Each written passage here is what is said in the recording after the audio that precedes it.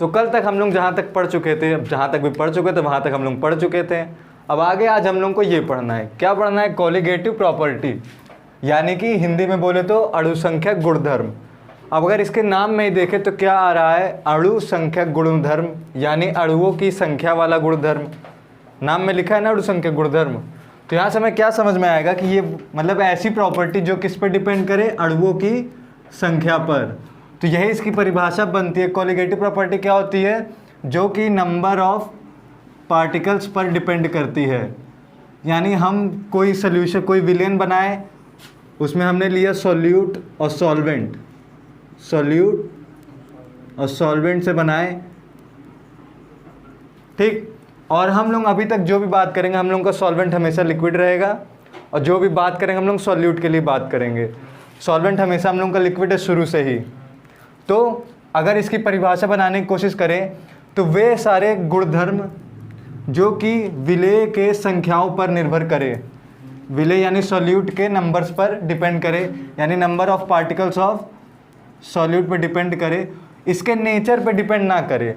यानी तुमने solute particle कैसा लिया, पोलर लिया, नॉन पोलर लिया है, कैसा लिया, उस पर डिपेंड ना करे। केवल किस पर डिपेंड करे? इसके नंबर पे। कितना नंबर मतलब कितना मोल तुम्हारे पास सॉल्यूट है, उस पर डिपेंड करे। उसे क्या बोलेंगे हम लोग? Colligative property. तो यही इसकी परिभाषा बन जाएगी। वह गुणधर्म जो विलयन के विलेय की संख्याओं पर निर्भर करती है, उनके प्रकृति पर नहीं, उसे क्या बोलते हैं? अणुसंख्यक गुणधर्म। तो ये परिभाषा नोट करें आप। और हमारे केमिस्ट्री में अभी तक जितना भी हम लोग पढ़े उसके हिसाब से हम लोग 4 अणुसंख्यक गुण बताते हैं। तो नीचे क्या लिखेंगे? कुल अभी तक मतलब हिंदी इंग्लिश में बोले तो फॉलोइंग आर 4 कॉलिगेटिव प्रॉपर्टीज, यानी यह निम्न 4 प्रकार के कॉलिगेटिव प्रॉपर्टी हमारे पास उपस्थित है। कौन कौन से? वही लिख रहे हैं। पहला, relative lowering in vapour pressure. Vapour pressure यानी वाष्पिक दाब, वाष्प दाब। वाष्प दाब में आपेक्षिक अवनमन, कमी। पहला क्या होगा हमारा? वाष्प दाब में आपेक्षिक अवनमन। दूसरा है एलिवेशन इन बॉइलिंग पॉइंट, यानी कि बॉइलिंग पॉइंट की हिंदी क्या होती है? बॉइलिंग पॉइंट, क्वथनांक। एलिवेशन यानी बढ़ना, यानी उन्नयन, तो इसका हो जाएगा क्वथनांक उन्नयन, जिसको हम लोग प्यार से यूब्लियोस्कोपी बोलते हैं। कितने प्यार से हम लोग इसको नाम दिए ना, यूब्लियोस्कोपी। इसको हम लोग प्यार से, इसका निकनेम है RLVP। अगला है फ्रीजिंग पॉइंट में डिप्रेशन, यानी कि हिमांक अवनमन, जिसको हम लोग प्यार से बुलाते हैं क्रायोस्कोपी।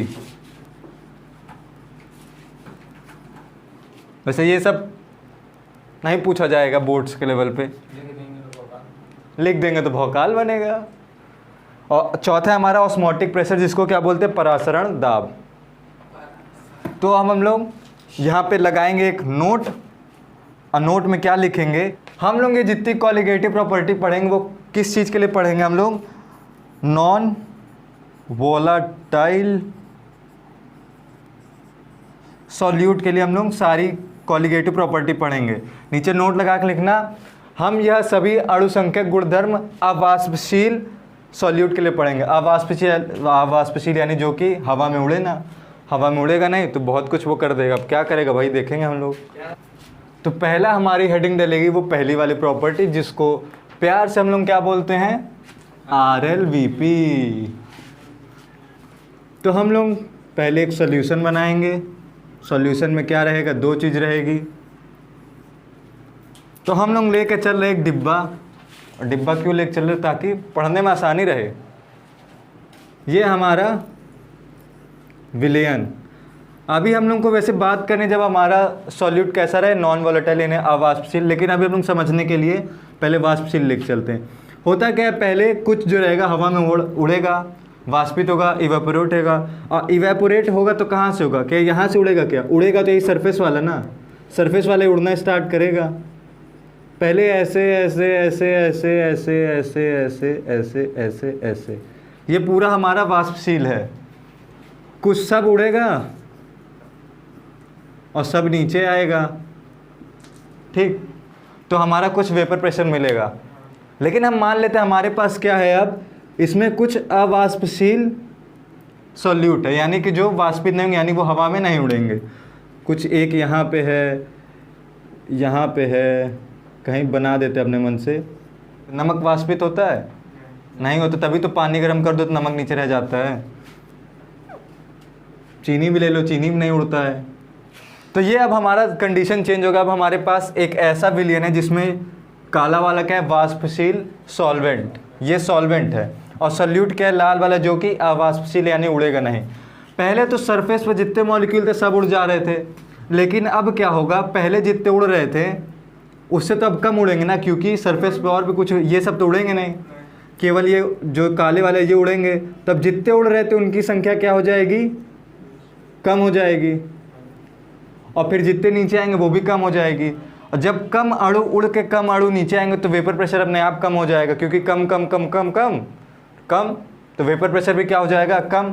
तो यहाँ से हमें क्या मालूम चला, जब भी हम किसी सॉल्यूशन में नॉन वोलाटाइल यानी कि अवाष्पशील सॉल्यूट को मिलाते हैं तो उसका वेपर प्रेशर क्या हो जाता है, कम हो जाता है, कम हो जाता है। और वो वेपर प्रेशर कैसा रहेगा, मान लो पहले हमारा जो सॉल्यूट था उसका वेपर प्रेशर हम लोग P0 माने, सॉल्वेंट था, सॉल्वेंट का वेपर प्रेशर क्या होगा, P0, और जो सॉल्यूशन का वेपर प्रेशर आता है उसको हम लोग PS मान लेंगे।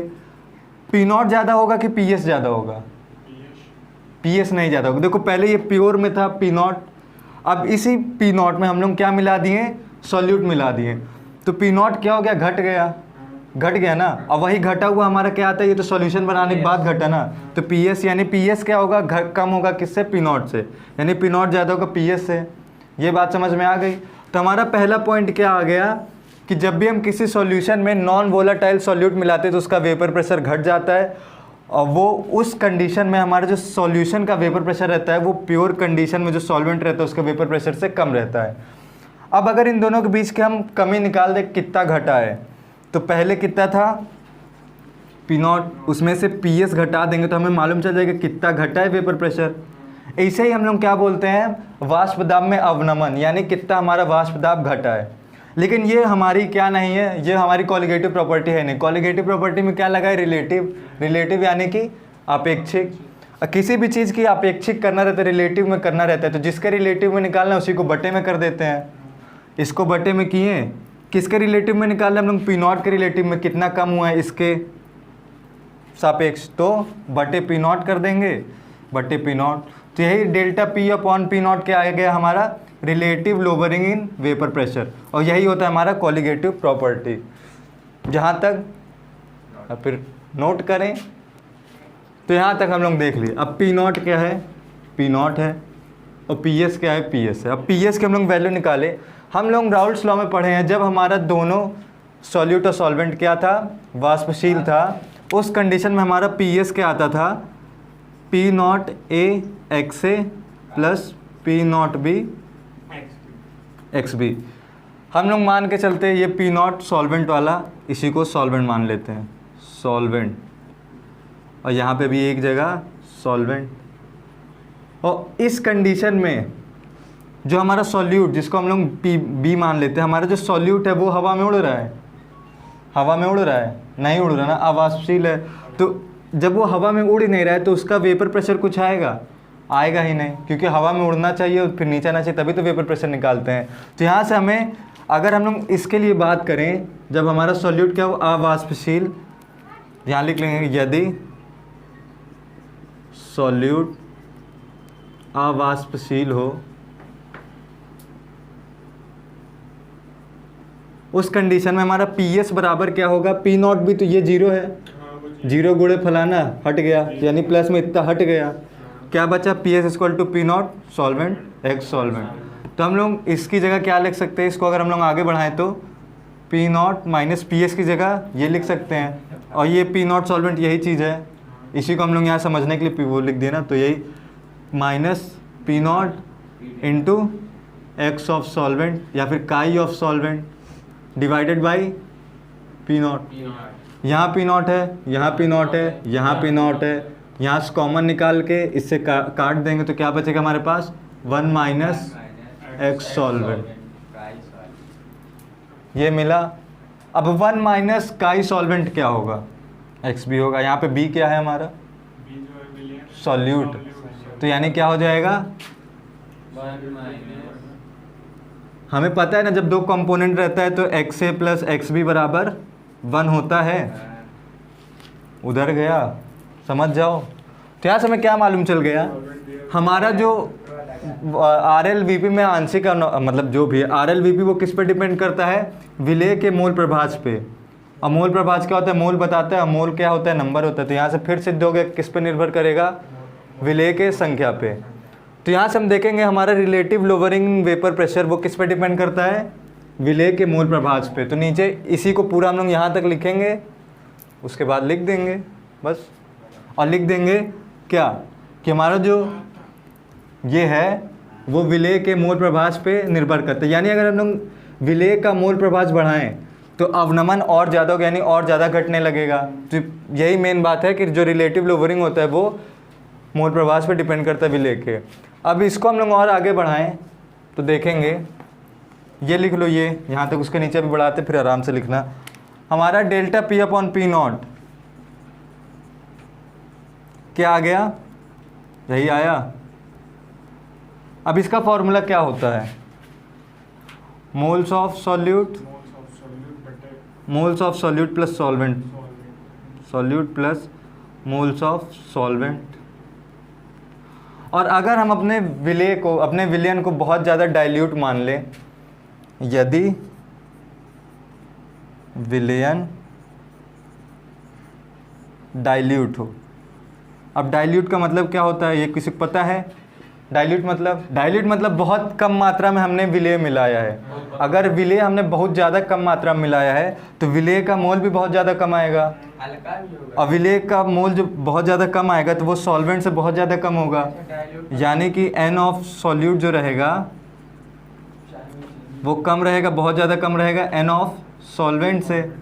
तो इस कंडीशन में हम लोग क्या कर सकते हैं, इसको हम लोग नेग्लेक्ट कर सकते हैं, हटा सकते हैं। जब ये इसके सामने कुछ है ही नहीं तो क्यों रखे इसको।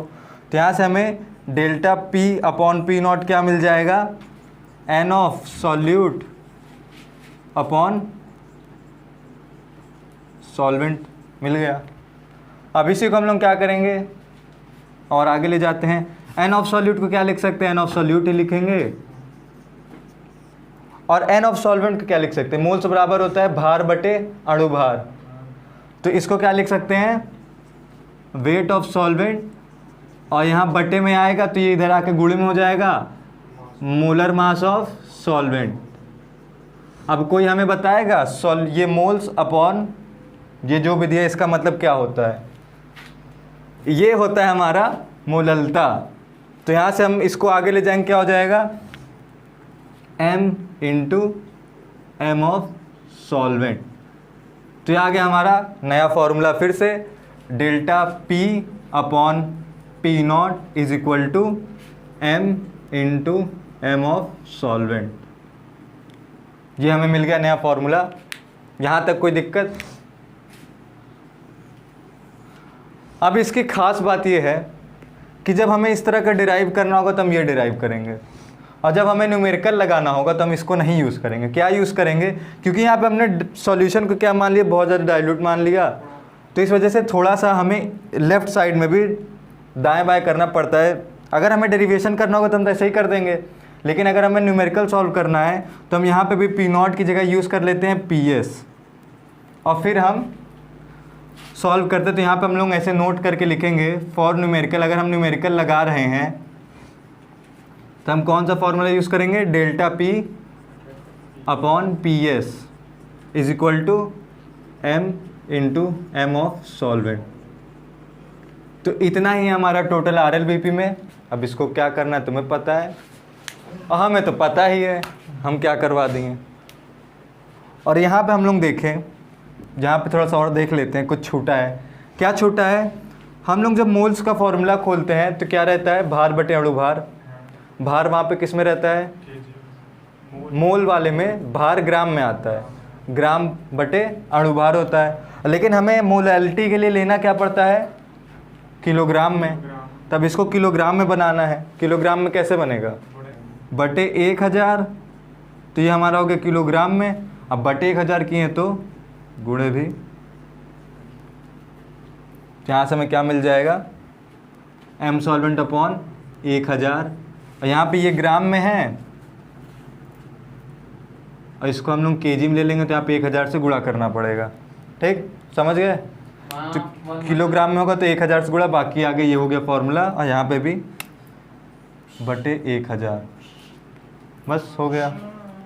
बुझ गए ना कैसे किलोग्राम में किए, बस। अब हम लोग लगाते हैं एक सवाल ताकि क्लियर हो जाए कि पी एस ले कि पी नॉट ले। हमें एक सवाल दिया है, क्या दिया है, क्वेश्चन दे रखा है हमारे पास एक्वस सॉल्यूशन है ग्लूकोज का।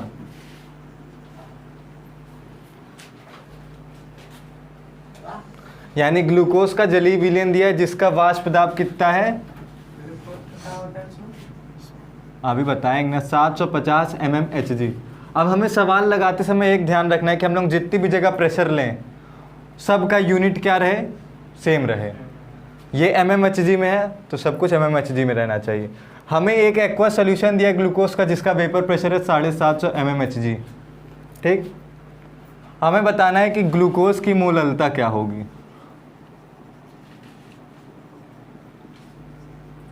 हमारे पास क्या है, मोललता निकालने के लिए हमारे दिमाग में दो फॉर्मूला आएगा, P not minus P S upon P not is equal to M into M solvent upon 1000, और इसको मिटा देते हैं। और दूसरा हमारे पास फॉर्मूला क्या है, P not minus P S upon P S is equal to M into M solvent upon 1000। देखो हम लोग क्या लेके चल रहे हैं, एक्वस सॉल्यूशन ऑफ ग्लूकोज, यानी हमारा इसमें सॉल्यूट है ग्लूकोज और सॉल्वेंट क्या है, पानी। और पानी का वेपर प्रेशर क्या होता है, 1 atm, और 1 atm यानी 760 mmHg। यानी यहाँ पे हमें कुछ नहीं दे तो हमें पता है पी नॉट H2O का है वो है 760 mmHg। ये नॉर्मली क्वेश्चन में तुमको नहीं दिया रहेगा, अपने से सोचना पड़ता है। पानी है, पानी का वेपर प्रेशर क्या होता है, या फिर इसको 1 atm बोलते हैं। अगर ये atm में दे रहे तो atm में, mm में दे रहे तो mm में। अब हमें पी नॉट पता है, पी एस पता है, पी नॉट पता है, एम सॉल्वेंट पता है, मोलैलिटी निकाल लेंगे। अच्छा, इस क्वेश्चन के ऑप्शंस की बात करें, क्या क्या ऑप्शन दिया है। इसका ऑप्शन दिया रहेगा तुमको 0.7, 0.72, 0.73, 0.74, ये 4 ऑप्शन दिया है। अब इस ऑप्शन को देख के तुम्हें लग जाएगा कि इसमें अगर कुछ भी चेंज करेंगे तो ऑप्शन तुरंत गलत हो जाएगा। हम लोग दोनों करेंगे। इसके लिए पी नॉट 760 माइनस 750, सारा प्रेशर की यूनिट सेम रहना चाहिए, अब इस समय सब सेम है, बटे इज इक्वल टू, या फिर m 1000 बटे में इधर आएगा तो गुणे में, और ये m of solvent, m of solvent क्या है, पानी है। अब पानी का अणुभार कितना होता है, 18 होता है पानी का अणुभार।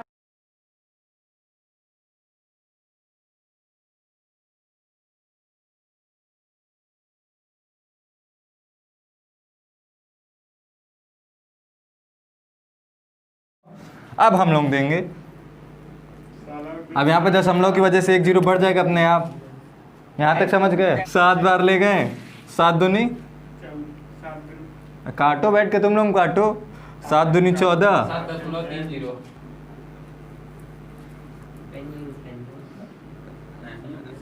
0.73 आएगा। आप अपना गुणा भाग करें, हमारे पास कैलकुलेटर की शक्ति है, 0.73 आ गया। तो इस कंडीशन में हमारे पास m इक्वल टू 0.73 आ गया मोलल। कब, जब हमने ये वाला फॉर्मूला लेके चला है। लेकिन हमें जो है आंसर में तो ये दिया ही नहीं है, आंसर ये है ही नहीं, आंसर हमारा कुछ और आएगा। अब क्या आएगा, उसी के हम लोग यूज़ करते हैं ये वाला फॉर्मूला। तो इस क्वेश्चन बताने का यही मकसद है कि जब हमें न्यूमेरिकल लगाना हो तो ये यूज़ नहीं करते, क्या यूज़ करते हैं। अब इस बार देखना थोड़ी सी गुणा आसान हो जाएगा। देखो P not minus P S क्या हो जाएगा, 760 में 750 गया 10, पी एस क्या है 750, एम को एम रहने देते हैं, एम सॉल्वेंट 18 बटे 1000, एम इज इक्वल टू 10 गुणे 1000 बटे 18 गुणे 750, 1 0 से 1 0 गया, 25 थी आई 25 चौ 100, 40 बार यहाँ आएगा। ऊपर कितना बचा 40, नीचे कितना बचा 18 तिहाई।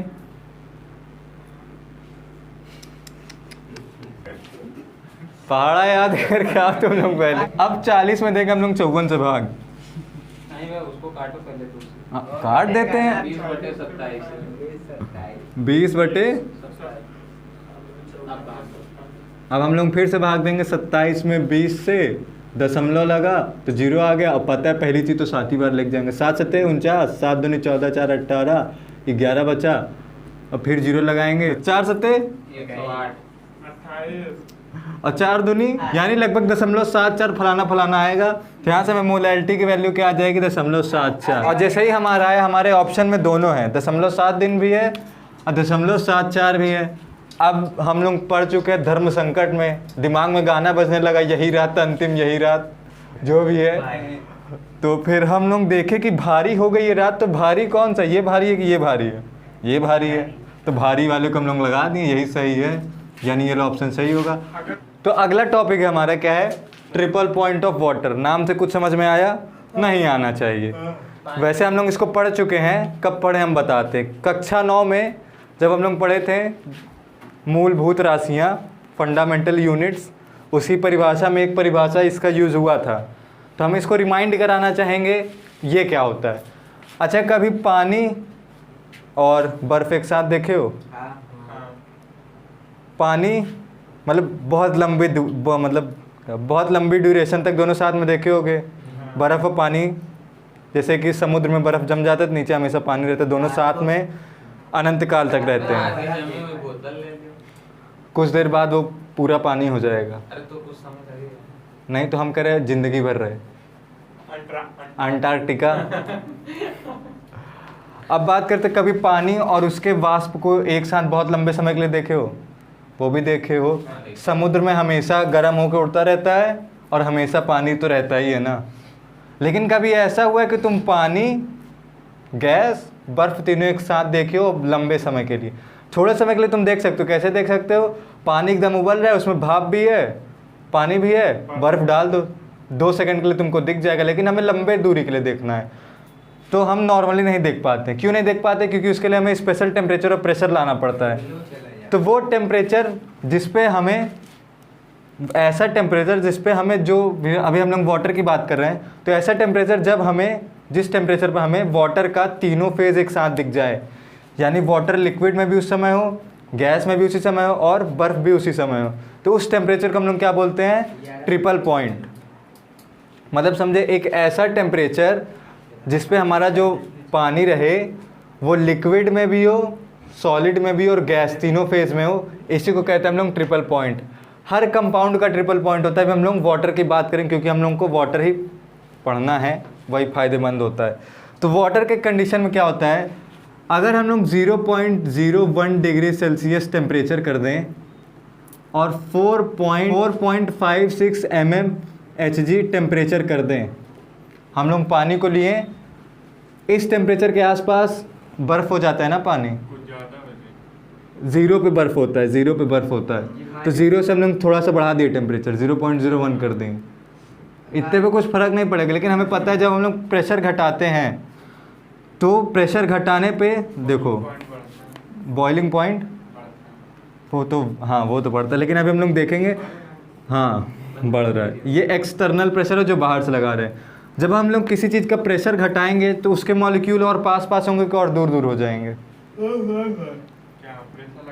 प्रेशर घटाएंगे तो दूर दूर हो जाएंगे। दूर दूर हुए इसका मतलब क्या हुआ? लिक्विड से गैस में बदलें, मतलब पहले सॉलिड से लिक्विड बदले, लिक्विड से गैस में बदलें। जब हम लोग टेम्परेचर के कारण उसको तो बर्फ़ बनना चाहिए और प्रेशर के कारण उसको गैस बनना चाहिए। लेकिन हम जब दोनों चीज़ को एक साथ करते हैं, प्रेशर इतना कर दे, उसका टेम्परेचर इतना कर दे, तो हमें क्या मिल जाता है? जल का ट्रिपल पॉइंट, यही है वो टेम्परेचर। और इस कंडीशन में हमारा जो वाटर रहता है सॉलिड में भी होता है, लिक्विड में भी होता है, गैस में भी होता है। एग्जाम्पल अगर हम लोग देखेंगे, एक तो वीडियो है उसमें देख लो या फिर देख लो वीडियो, नहीं तो हम ऐसे बताते हैं। अगर ये हमारा जल है, मान लो इसके अंदर जल रखें, पहली चीज़ तो इसको एक डिब्बे में बंद करेंगे ताकि अपने मन से टेम्परेचर इसके अंदर बढ़ाएं, प्रेशर घटाएं, जो भी करना है अपने मन से करें। इसमें कुछ दूर तुम्हारा बर्फ़ बन जाएगा कुछ लिक्विड ही रहेगा और कुछ ऐसे बबल बन जाएगा। और ये अगर प्रेशर टेम्परेचर ऐसे कांस्टेंट हमेशा करे रहोगे तो ये हमेशा ऐसा ही रहेगा। यानी इस टेम्परेचर पे हमें जल का क्या मिल जाता है, टेम्परेचर प्रेशर पे ट्रिपल पॉइंट। अब हम लोग इसका ग्राफ बनाने की कोशिश करें तो बड़ा मस्त सा ग्राफ बनता है इसका।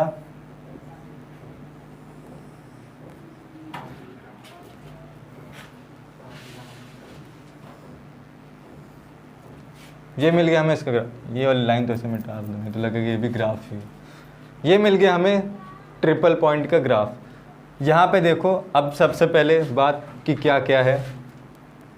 इन दोनों लाइन के बीच में रहता है हमारा सॉलिड, और इन दोनों के बीच में रहेगा लिक्विड। इन दोनों के बीच में क्या रहेगा, जो बचा गैस। इधर है हमारा प्रेशर, इधर है हमारा टेम्परेचर। अगर हमारा टेम्परेचर इन दोनों के बीच में रहेगा, मतलब इस लाइन के इधर साइड रहेगा, कम टेम्परेचर रहेगा तो सॉलिड रहेगा, और प्रेशर इसके बीच में रहेगा तो सॉलिड रहेगा।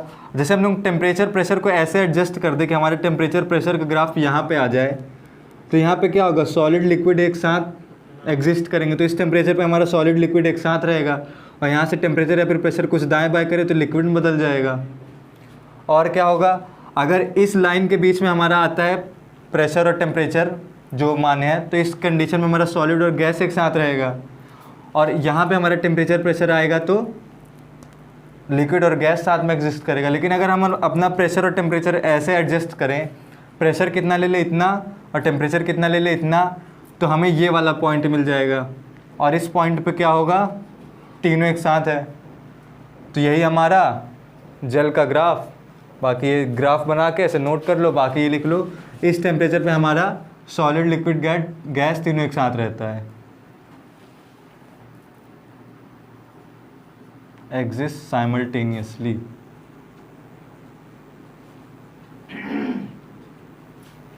कुल मिला के ऐसा टेम्परेचर और प्रेशर जहाँ पे तीनों अवस्था में रहे उसे क्या बोलते हैं, ट्रिपल पॉइंट ऑफ वाटर।